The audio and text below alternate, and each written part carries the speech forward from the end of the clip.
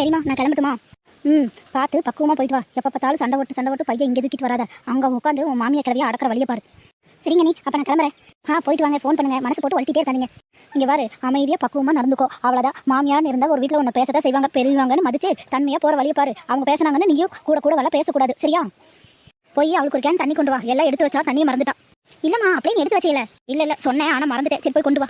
ஒன்று வாங்கி வச்சேன், மறந்துட்டு கொடுக்குறக்கு. இரு, நான் போய் எடுத்துட்டு வரேன். அம்மா நான் சுக்கா சொல்கிறான்னு புரிஞ்சுக்கிற தன்மையே இல்லை. அப்புறம் எப்படி நீ அங்கே கொண்டு குப்பை கொட்டுவேன்? இந்தா உன் அன்னிக்காரி வரக்குள்ள இதை சீக்கிரம் உள்ளவை. என்னதுமா இது? எல்லாத்துக்கும் விளக்கம் கேட்டுக்காத, வீட்டில் போய் பாரு, டக்குன்னு உள்ளவை. சீக்கிரம் உள்ளவை, உன் அன்னிக்காரி வந்துருவா. வச்சுட்டமா அத்தை? அங்கே வாட்டர் பாட்டில் எதுவும் இல்லைங்க அத்தை. இப்போ தான் சொன்னா பேக்கில் இருக்குதுன்னு பார்த்துட்டு நானே உனக்கு கூப்பிடலாம் நினச்சேன். நீ வந்துட்டேன். சரி இரு, அவளை போய் நான் வாசல் வரைக்கும் விட்டுட்டு வந்துடுறேன். சரிங்க அத்தை. என்ன வரைஞ்சா என் தங்கச்சி போயிட்டாலும்? ஆமா, உங்க தங்கச்சி தான். நான் என்ன அடுத்த வீட்டு தங்கச்சி நான் சொன்னேன்? நீங்களும் வேணா இருக்க முடியல, கூட போயிட்டு வாங்க. உங்க அம்மாக்கு எவ்வளவு சாமர்த்தியம் தெரியுமா? ஏன் மகளுக்கு திருட்டுத்தனமா கொடுக்கறதுக்கு நிறைய வழி பண்ணுது. அது மருமகளுக்கு இருந்தா நான் சூக்கா அந்த பக்கம் அனுப்புறாங்களாமா. இது என்னமோ எல்லா மருமகளுக்கும் தெரியாத கதையாக்கும். மருமகள் இருந்தா நாங்க இதெல்லாம் தெரிஞ்சு